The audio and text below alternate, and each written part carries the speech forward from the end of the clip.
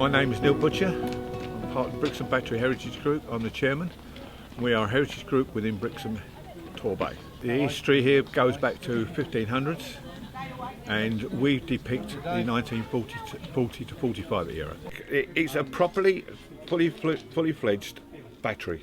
You've got the two gun sites, two gun areas, with restrooms adjoining, with underground ammunition tunnels that link to the restrooms. The BOP up by the double gates, that was where the commanding officer would have controlled everything.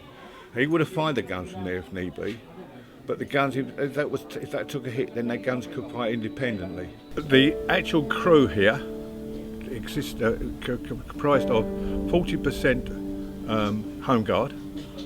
The Home Guard were initially what they say a home front soldier outfit that was first put into action in 1940 on the defence of England after Dunkirk because of Operation Sea Lion, which was the proposed invasion by Germany on England. The Home Guard were founded to stop them coming over, basically. Well, they were people that were too young to be called up, or they were people that were reserved occupation, and they would have been in the Home Guard, or people that were too old, and retired people. So you'd have had three, I would have thought, three groups of people. The battery, well, it was here. It was an anti-invasion battery, built in 1940, in case of the invasion by the Germans.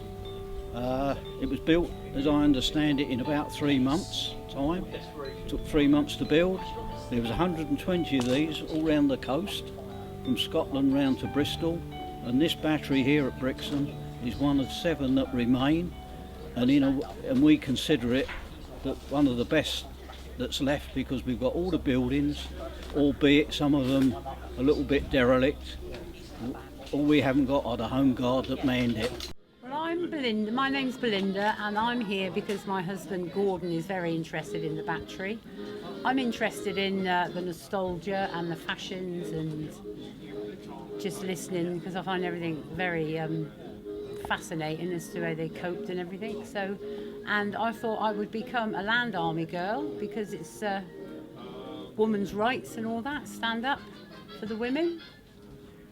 So that's why I'm here. This is the Women's Land Army display, yep. What can you tell us about that? Well, somewhere we've got... That's how much we would have been paid weekly, and half of that money would have gone to the places that we would be staying in for board and lodgings. And ration book, which everybody had, and gas masks, which we had to carry with us all the time, didn't we? Always, yep. And these are the tools which we use to work the land. Yeah. Sometimes we could have worked 12 hours a day, gone home and then got up at 5 o'clock to start all over again the next day. In all weathers. And that's the sort of things that we would have been growing and picking and taking. Yeah. Then you've got a water tank, you've got two generator rooms, one for the site and one for the working of the guns. You had a guard room, you had a cookhouse, you had ammunition pits and mortar pits, and light machine gun pits as well. Guns here were never fired in anger. We only had 2 4.7 Japanese cruiser guns to protect the coastline, and they were ineffective because of the actual zigzag of the coastline. The MTB boats did more protecting than the guns did. They were all interlinked. In fact, at one time there was over 160 interlinked batteries, basically taken up from, again like this one, going right back to the Armada and so on and so forth. And it was all interlinked to support an invasion area on this coast.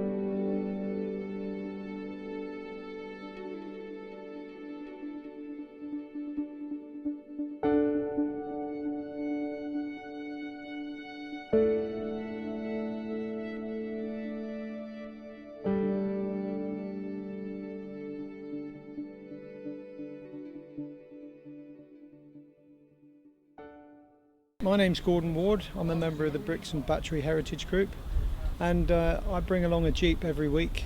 It's marked up in the 12th Devonshire Regiment, and my mother's brother Fred was in the 12th Devonshires, which was an airborne troop, and he was unfortunately killed while on manoeuvres in Holland just before the end of the Second World War in February 45.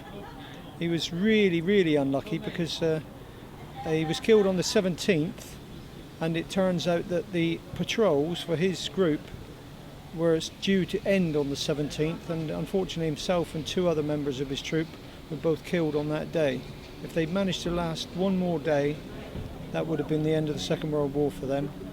But so I dress in the 12th Airborne uniform just as a tribute to Fred.